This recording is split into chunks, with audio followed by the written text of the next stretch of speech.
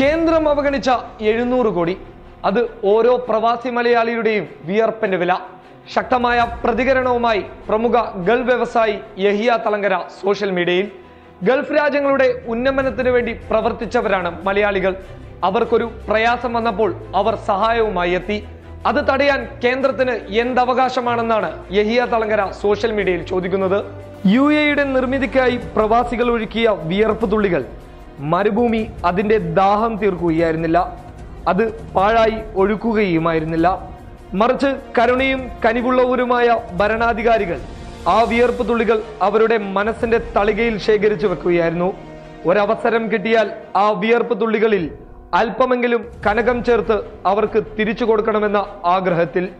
പ്രളയ ദുരന്തത്തിൽ വിറങ്ങലിച്ചു പോയ കേരള ജനത, ഉടുതുണിക്ക് മറുതുണിയില്ലാതെ ആയുഷ്കാലം മുഴുവനും കഴിയേണ്ട ഭവനങ്ങൾ ഒരു രാത്രി കൊണ്ട് ഇല്ലാതായപ്പോൾ, സർവ്വതും നഷ്ടപ്പെട്ട് പരിഭ്രാന്തരായി നടുങ്ങുമ്പോൾ അവരെ തെല്ലൊന്ന് ആശ്വസിപ്പിക്കുവാൻ കിട്ടിയ അവസരം ഒട്ടും പാഴാക്കാതെ ആശ്വാസത്തിന്റെ വെള്ളി വെളിച്ചമേന്തി കോടികളുടെ റിലീഫുമായി കണ്ണീരൊപ്പാൻ അവർ വന്നു.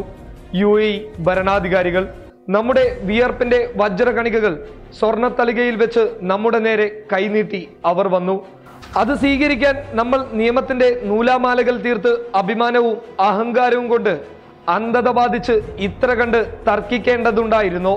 ഇനിയും തർക്കിച്ച് സമയം കളയാതെ ആ കോടികൾ ഈ നാടിന്റെ നിസ്സഹായാവസ്ഥയിൽ നവനിർമ്മാണത്തിനായി നമുക്ക് എങ്ങനെ നേടിയെടുക്കാം എന്ന് കൂട്ടായി ആലോചിച്ച് തീരുമാനിക്കുകയല്ലേ അഭികാമ്യം. ഇതാണ് യഹിയ തളങ്കരയുടെ സോഷ്യൽ മീഡിയയിൽ വൈറലായിക്കൊണ്ടിരിക്കുന്ന പോസ്റ്റ്.